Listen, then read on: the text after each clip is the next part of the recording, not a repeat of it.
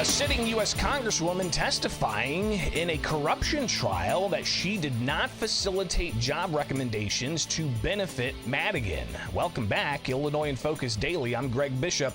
Be sure to get the latest headlines at thecentersquare.com, where you can get the newsletter from Illinois.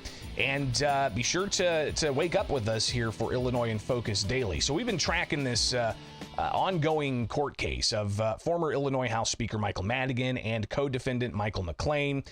Jim Talamonte's been in the courtroom all for weeks, since like early October. Brett Rowland also covering this. He was in there Monday.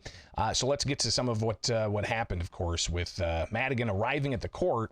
It's always interesting to see the former Illinois House Speaker. This is yesterday morning. He doesn't have that protester holding up the sign behind him. Good morning.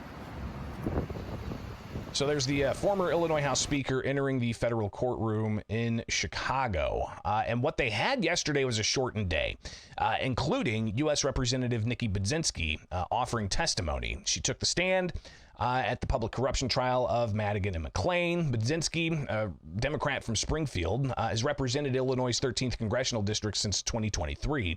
The incumbent won her re-election last month, and before being elected to Congress, she was a special assistant to Governor J.B. Pritzker. She worked on a transition team when Pritzker was governor-elect in late 2018 and 2019, and provided political advice on downstate issues. On the transition team, as Jim and Brett report, she helped go through 1,500 different candidates for state jobs, boards, and commissions on the governor's behalf. The governor had final say, but the senior advisor to Pritzker recommended people for administrative jobs.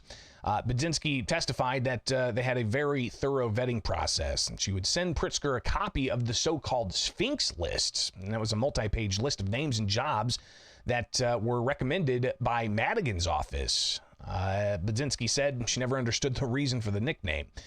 We gave serious consideration to those requests, she said.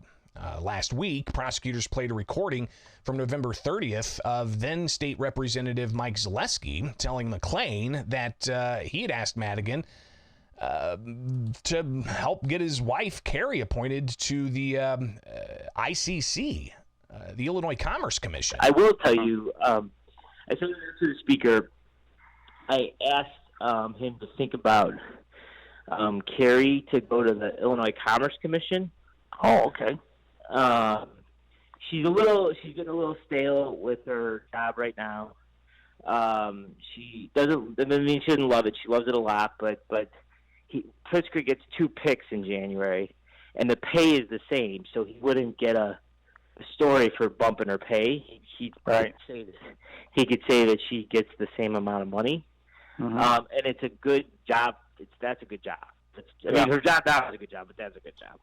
Yeah. So he's probably got a lot on his plate. He hasn't reached out yet, but I put a bug in his ear. Yeah, good.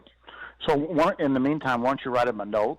And the conversation goes on there, but you can listen to the entirety of that conversation at thecentersquare.com as we publish some of the stuff that prosecutors are revealing to the jury during this ongoing corruption trial.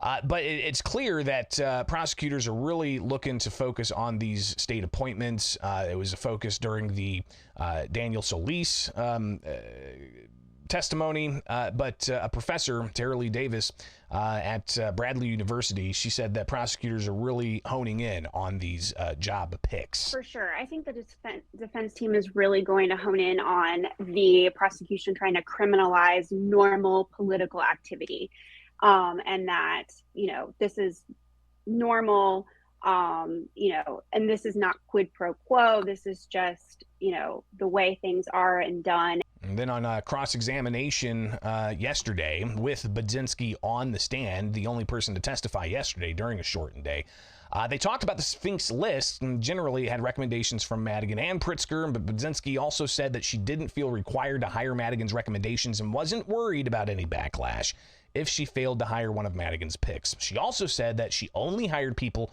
who were qualified, and that's in stark contrast to requests From co-defendant Mike McLean to ComEd regarding summer intern candidates. And we reviewed some of that where last year, the ComEd 4 really highlighted a lot of this with candidates for ComEd internships having poor grade point averages, and McLean just kind of asking that people look the other way on that, or getting that request in front of the decision makers at ComEd.